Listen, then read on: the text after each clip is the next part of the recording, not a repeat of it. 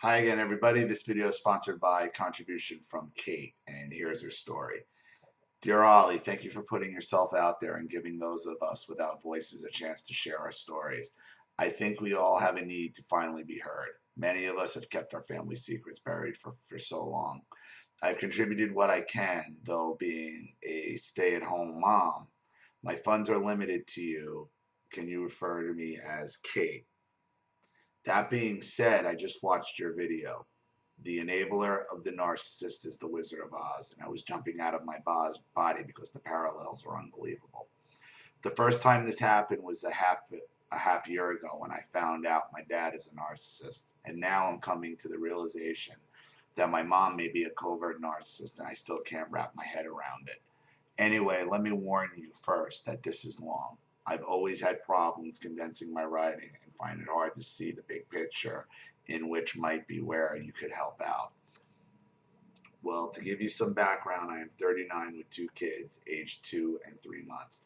I'm happily married to a good man. My parents are both retired, and I have a golden child older brother and a scapegoat younger brother. The younger one lives with my parents an hour away from me, and the older one used to live near them until a couple years ago when he moved farther away with his wife and young child.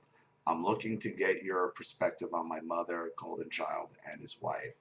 I already know that my dad is a narcissist. Going forward, I'll refer to him as the dictator, since this is the name I gave to him growing up.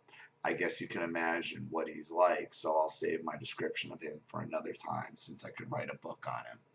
I went no contact with my parents in June of this year, and the brothers show little interest in maintaining contact with me, which I guess makes no contact with the entire family easier. Prior to going no contact, I got most of it, most if not all information on my dad and brothers through my mom. For as long as I can remember, she was my dad's representative and would speak on behalf of him on all matters to me and others. He would often listen in the background and comment if he wanted to. If he wanted to talk to me, he would usually be to instruct me over and over again how to do something because I didn't get it the first time he explained it. It served me well to rarely speak to him. Likewise, Golden Child's wife is his secretary, as he calls her. So she's the one who has been and still communicates with me on behalf of both of them. The younger brother, at least for the last 2 years, had been addicted to opiates and attempted suicide twice. It was 2 years ago that I found out about his drug problems, his non-existent self-esteem, depression, anxiety attacks, and PTSD. I have made an effort to reach out to him during this difficult period in his life, but it's always me contacting him, which I particularly understand because I've been there before. The social withdrawal, the social anxiety, the non-existent self-esteem, and the deep depression during my teens and 20s. I also had eating disorders, including bulimia from middle school through my mid-20s. I had a hole in my heart for as long as I can remember and was a shy, sensitive child into my mid-20s. I often thought of myself that I was born to suffer. Nonetheless, I worked through my issues in my 20s and didn't finally start feeling normal until the last 5 to 10 years. I dropped out of college and moved out of my parents' home at age 20 because I couldn't focus on my college courses due to all my issues and wanted to get away to work on them without the cloud of negativity that is my family. Due to the high cost of living in New York, not being financially stable, and not believing I deserved great success, I was never able to advance enough to support myself on my own continuously. So I moved out of my parents' home 3 times in my 20s. One time to put myself through college and finish my degree. Each time I returned, my dad would gladly take me back, and the same problems would resume of us not getting along.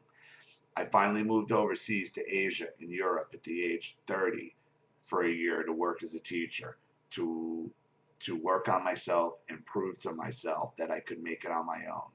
Defeated by the idea that no one loved me anyway, so why stay? Before I left, my mom was furious with me that I was leaving for a year, stating, "How could you do this to us? My dad told me I'd never make it on my own and I'd come crawling back to him. Yeah, they were speaking to a 30-year-old. I did make it overseas for 2 years, and this was the happiest point of my life up until then. But due to a failed relationship there and a golden child's wedding, I decided to return to New York and moved into an apartment golden child rented to me. Upon my return, I extended a knowledge branch to my dad and let him know I wanted to give our relationship a fresh start.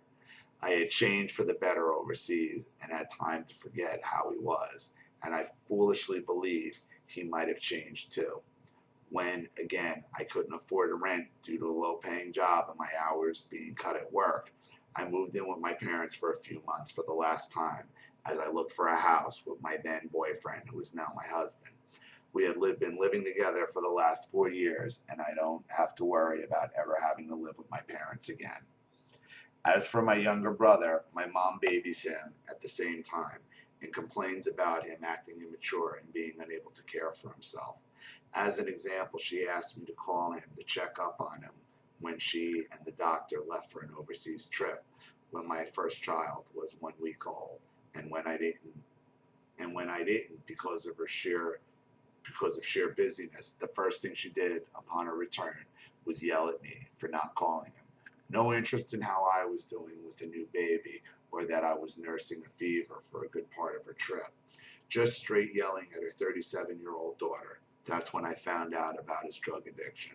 Soon after, I found out about his other problems, which my parents were embarrassed about and hiding from me. I listened to my mom for the last couple of years, lamenting over what trouble he is, as she and the dictator shuttled him to and from rehabs, hospitals, court appearances, and therapy sessions. They don't know what to do with him and how he won't tell them what he discusses during therapy. Because he discusses them during therapy. He's not going to get any better until he gets away from them. It's that simple.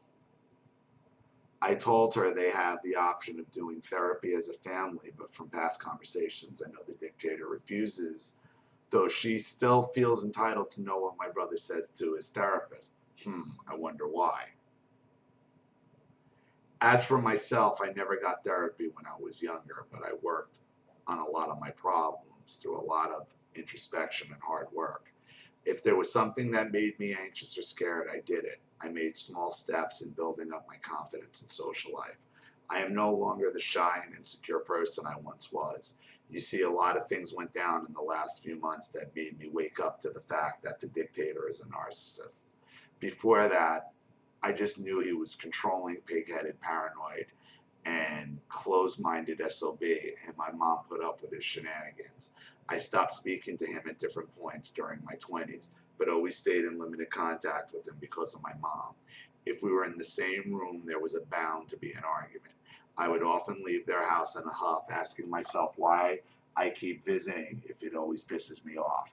My mom made sure I adhered to her condition that I called frequently and I visited, stating it's the children's, not the parents' responsibility.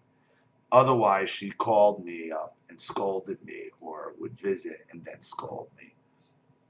There was one time she said they were going to call the cops to see if I was alive because I hadn't called for a week. I didn't recognize then what a huge guilt trip she was laying on me all the time. She often would beg me to ask the dictator for help with things like home repairs and renovations, his specialty. I always resisted because I knew deep down it came with a price.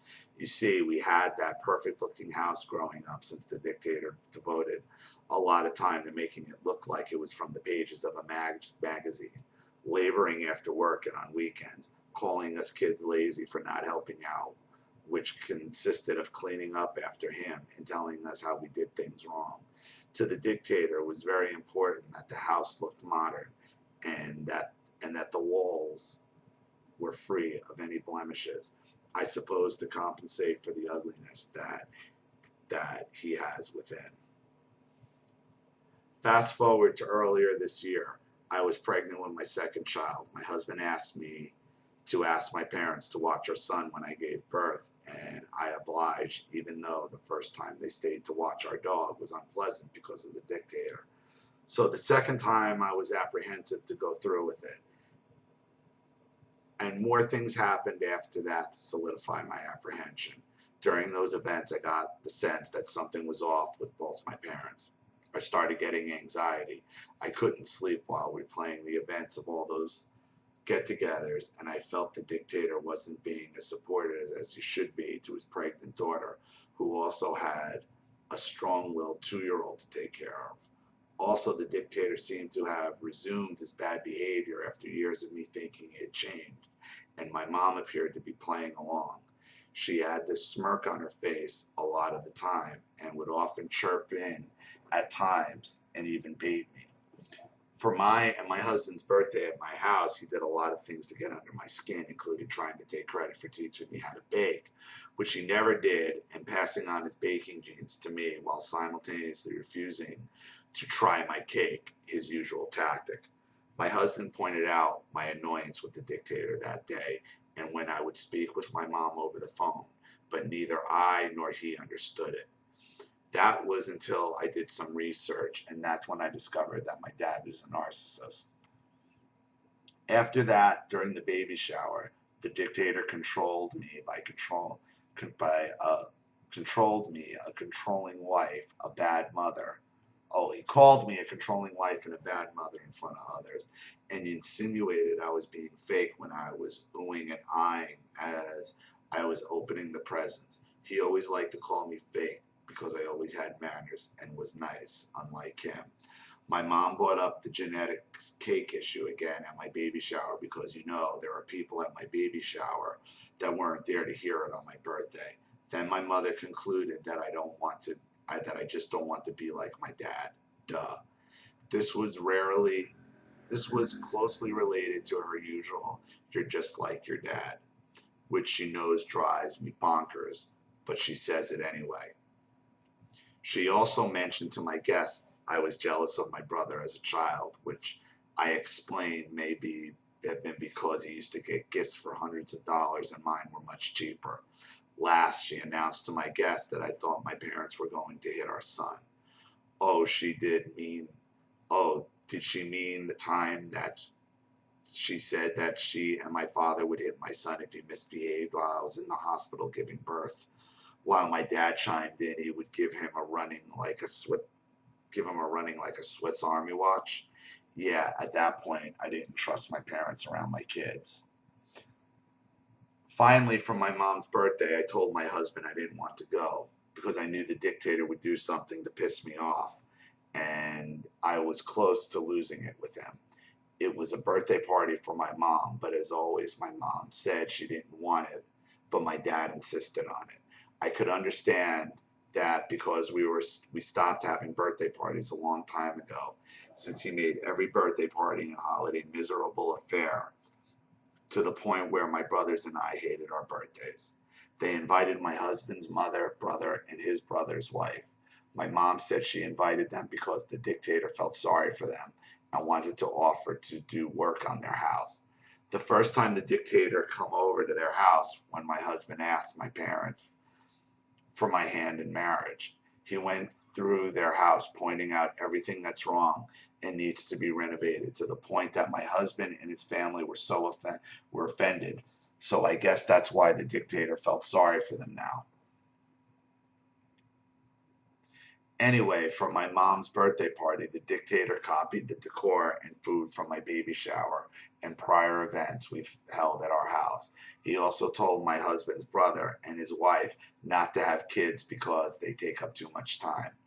Like he ever even lifted a finger with us except to rage at us. This was contrary to his spiel to me when I didn't want kids, that I'm barren and useless if I don't have them. He also told me in our native language in front of my mother-in-law that I was once jealous of her. Luckily, she doesn't understand our language. I never told him this, but confided a while back with my mom about a concern I was having in my marriage that had long been resolved. She's always been such a blabbermouth. And that was what I needed to hear finally lowered the boom and cut him out permanently. To top it off, I bought my younger brother a birthday gift since he shares the same birthday month with my mom. And you know what my mom said? She said that that he doesn't deserve it and I shouldn't have wasted my money. I asked her if she deserved a birthday gift and she said yes. I asked why, but she wouldn't look me in the eye and just said, never mind. My mom called me the next day and I was really nervous, but I told her I didn't want to see the dictator again. So it wasn't necessary for him to watch my son while I was giving birth, but I'd be glad if she did. She always wanted she always wanted a granddaughter, so I wanted to give her the opportunity to meet my daughter, but also let her show me who she really is without outright stating I didn't trust her either. Well, she said not without my dad and came to his defense asking how I would feel if she didn't want to see my husband. I pointed out that my husband never did anything to her. Then I told her everything the dictator did that hurt me and all the problems I had growing up. Her response was that she had a bad upbringing and she wasn't depressed, and that my younger brother and I inherited depression from the dictator. I told her, no, it's genetic. It's no genetic coincidence that my younger brother and I both have the same, have or had the same mental health issues. She then proceeded to try to paint the dictator as a good father, ignoring or downplaying all the bad things I said he did and stating what an embarrassment this is and I don't want to see him. Apparently she spoiled us. Apparently she spoiled us and we needed somebody tough like him, her usual defense. On the same token, she said she should have been more loving. I got no sympathy from her for what I went through all these years, and we were just going in circles. She claimed she didn't take my side because I didn't want to wipe hers, and the dictator's butts when they got older. That's the dictator's eloquent way of saying that he wants us to take care of them in their own old age. You know, after he figuratively wipes shit in my face, he wants me to clean it off their behinds too. She even said the dictator wanted to buy me a car, which they know I need, but I said no thanks. I don't buy it. I don't buy it though. She then asked me if I told my younger brother that he shouldn't have taken a loan from the dictator because it's a form of control. I told her yes. She had originally told me that they made him sign an IOU for this loan, and now she's telling me that she lied about the IOU. I asked her why she was lying to me, and she got defensive and asked if I was calling her a liar. She then defended the lie, stating that I was jealous of the golden child when I was 2 years old with my father's will. She always likes to say how jealous, and on the same token tells me to keep info from my brothers like gifts because they are jealous. I explained I was just upset that the golden child was named executor of the will because I don't trust him based on his past behavior, and that he's always been the favorite. It took 3 long phone conversations over the course of a week for me to make it clear to her why I'm cutting him out, and she still doesn't get it. In the end, I was so disgusted the whole situation that I finally made it clear my decision was final and I'm done explaining my reasons. She didn't hear from me for 2 days, so she called me 10 times in 6 hours, leaving a couple of messages that only include her telling my dad in the background I'm not picking up. This is her style message. I started getting panicked and angry the more times she called, but she wouldn't stop, so on the 10th call I picked up. I asked her if it was necessary to call me 10 times, to which she replied that she'd keep calling until I replied. I told her I don't want to talk at all since she acts like nothing happened and everything else my dad says is a joke. She asked me what happened. She asked me if I don't want them to visit me at the hospital, and I just said that he doesn't care and that I don't want to talk at all. I then hung up and proceeded to write a no contact letter, which I addressed to both my parents the next day. After that, I didn't hear from my mom or the dictator for about a month until my scapegoat younger brother wrote me from the dictator's email account with my mom's message to me. My mom didn't have her own email address, doesn't type, doesn't know how to use the internet, and doesn't know how to drive, by the way. According to her, my dad does all those things, so she doesn't need to. Plus, she was always scared of driving. Anyway, in the email, my brother said he doesn't want to get stuck in the middle, but our mom has been begging him for weeks to write me. In the email, she proceeds to say that she doesn't know what my dad ever did to me and how grateful I am after all he did and all he wanted to do for me. She also said it'll be my fault if we never speak again, and this no contact thing is bad for me and my children. Then she said if I don't want to see my dad, then she doesn't want to see my husband. Last, she asked me to contact her to arrange a meeting between her and my two kids. Okay, whatever. I sent an email to my younger brother's email telling him I made a mistake by offering her to meet my baby girl because she just wants to use my husband as a tool, and she's giving me the old guilt trip, which isn't working. I told him it's useless and to contact me only if he has something about his own life he has to share. He didn't reply for weeks until this week when once again she left a voicemail saying that's the last time she's trying. Yeah, right. In the email, he states that she apparently has high blood pressure that has landed her in the hospital due to all her distress. Yes, she's always had high blood pressure. But she's also always complained about her physical ailments so much that I stopped believing her at certain points.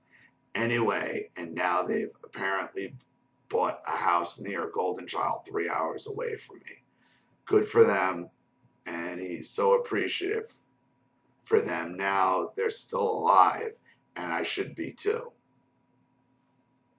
How could he not be when they talk about the possibility of them dying at every opportunity as far back as I can remember?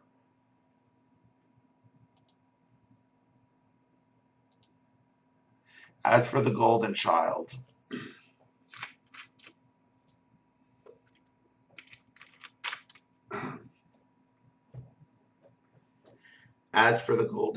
him and I have almost no relationship. I tried a couple of years ago to keep in touch, but it was only one-sided, so I gave up. Besides, he has been a jerk to me in the last few years.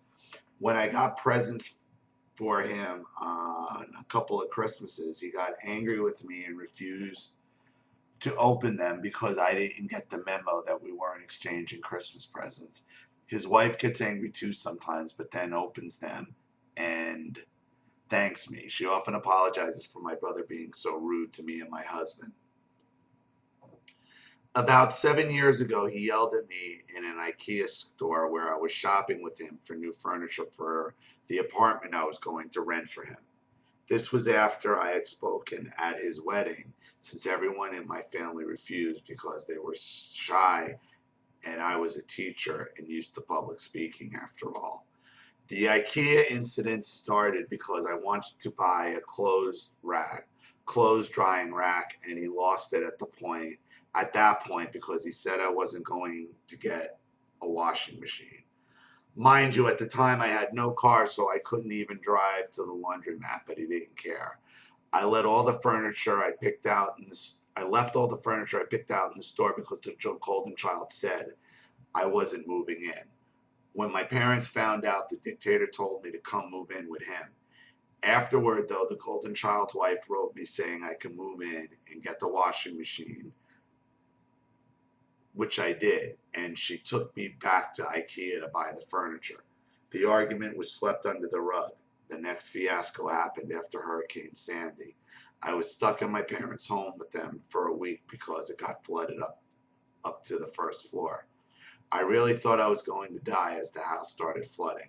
Golden Child came to pick us up a week later once we were able to get out of the house so we could stay at his house temporarily.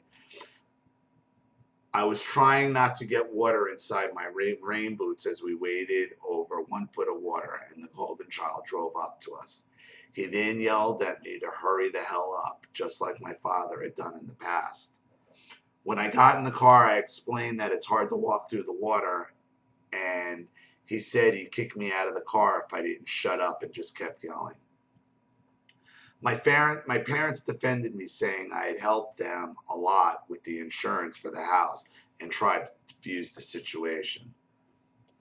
I stayed at his house for a few days but didn't feel welcome, so I stayed with my husband, who was my boyfriend at the time. My parents encouraged me to do so. With each of these events, the dictator was surprised by the Golden Child's treatment of me. Since then, Golden Child has made no effort to stay in touch, and his wife does all the communicating on behalf of them, just like my mom through and through. So I stopped emailing them or calling him. I didn't share news of me being pregnant with my first child with him or his wife because of this, and according to my mother, his wife was upset that she didn't find out. I didn't think she cared since my own brother didn't. So I notified both of them by email that I was pregnant with my second child and all the births of both babies. He congratulated me. His wife congratulated me, but he never did. So when she recently came over by herself to meet the second baby, I confided in her about the no contact with my parents, and we compared notes on my parents. She had confided in me about them before, but I always blamed my dad and not my mom for all the drama. I figured she'd find out eventually about me cutting them out, so I told her about it. She seemed quite sympathetic and understanding, though hopeful that we could work things out. Now I'm left wondering what the deal is with her and whether I should trust her. Is she an enabler too? Probably, yeah. I have my doubts because she doesn't get along with my mom and seems to be the only one who is really in tune with the dysfunction in the family. I also recall her once saying if the Golden Child turns into his father, she'll leave him. He kind of has, but okay. The main difference between her and my mom is that my mom is very controlled by my dad, whereas my sister-in-law is outspoken, ambitious, independent, and strong, and has a no BS kind of attitude. My mom and her have butted heads before, I suspect because of this fundamentally different approach to life, and because I've heard that our parents are using the same tactics on the Golden Child in front of her, the insults, guilt trips, etc. My mom complains he never calls and only contacts my dad when he needs something. My mom told her she wasn't family when she stood up for my Golden Child, for Golden Child, and the dictator has called Golden Child a bitch when sister-in-law wasn't around, since they think she's controlling and neglecting him. I suspect she and the Golden Child moved farther away, partly because my parents were meddling in his marriage, but earlier this year, I heard he wanted them to buy a house near him. He was showing them houses in the community where he lives, but I guess they bought one now. Apparently, Golden Child said he was going to take care of them in old age in exchange for what my mother believes is babysitting their son. When this whole moving business occurred is when my mom stopped talking disparagingly about him and his wife to me, and when I felt her and the dictator turn on me. In the end, it hurt me deeply that my mom turned on me, and I can't believe she would do that to me. Do you think she and my dad sit around scheming about what they'll say to hurt me? Or is just this the end result of being with a narcissist for nearly 50 years? I always thought she loved me as a mother would protect me. I am crushed that she is not who I thought she is. I sometimes wish that she never loved me because it gives me permission not to feel guilty. My therapist doesn't think she loves me, and I'd like to get your perspective. In closing, I'd like to say, in spite of everything that has happened in my life, I wouldn't have it any other way.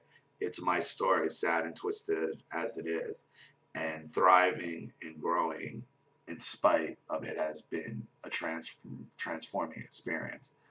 I want all survivors who are listening to keep this in mind. Thank you for reading, Ollie. Okay, well, thank you for your story. And to answer your question, Kate, no, your mother never loved you. Your mother's always been an enabler to you. And the thing you need to stop doing right now is emailing everybody who's involved. Okay, because you're perpetuating this through email. Kind of hoping, I think your mother comes and isn't the person you think she is, but your mother is exactly who you think she is. Your mother is a controlling enabler who, as long as she's getting her way, she's going to be nice. Nobody calls 10 times and says, I was going to keep calling until you pick up. That is somebody who has no respect for boundaries whatsoever. That is who your mother is. Don't trust your sister-in-law, because even when they've been attacked in the past, they will try to gather information, okay, to use against you. So the focus of abuse is on you at all times. And my fear is that's exactly what your sister-in-law is doing. Stop contacting them. Stop emailing them. Stop having anything to do with them. Stop. Stop. They are who they are. They're narcissists. Your mother is a narcissist. She's a covert narcissist who pulls the strings. She's the Wizard of Oz behind the curtain. She's the one controlling everything. It's when she doesn't get her way that you've seen her true colors. So, your fear is correct. Your mother never loved you. You have nothing to feel guilty about. You've been used and abused your entire life. Accept it. Accept the source. The source is your mother. Your father has been the tool of your mother the entire time. Again, this is another understanding who is really doing which narcissist is really pulling the strings, which narcissist is doing the abusing. And the entire time, it has been your mother. Point blank. Thank you for your contribution, and thank you once again for your story. Thank you to everybody watching. Please leave your opinions or advice in the comment section below. And again, if you want your story read on the channel, you have a narcissist you'd like to expose or a topic you'd like me to cover, you know what to do with the PayPal and my email link in the description box. And remember, when you do email me, to please put at the top of the email whether it's with or without contribution and what name you'd like to go by. This is Ollie Matthews. Thanks for watching. See you all again soon.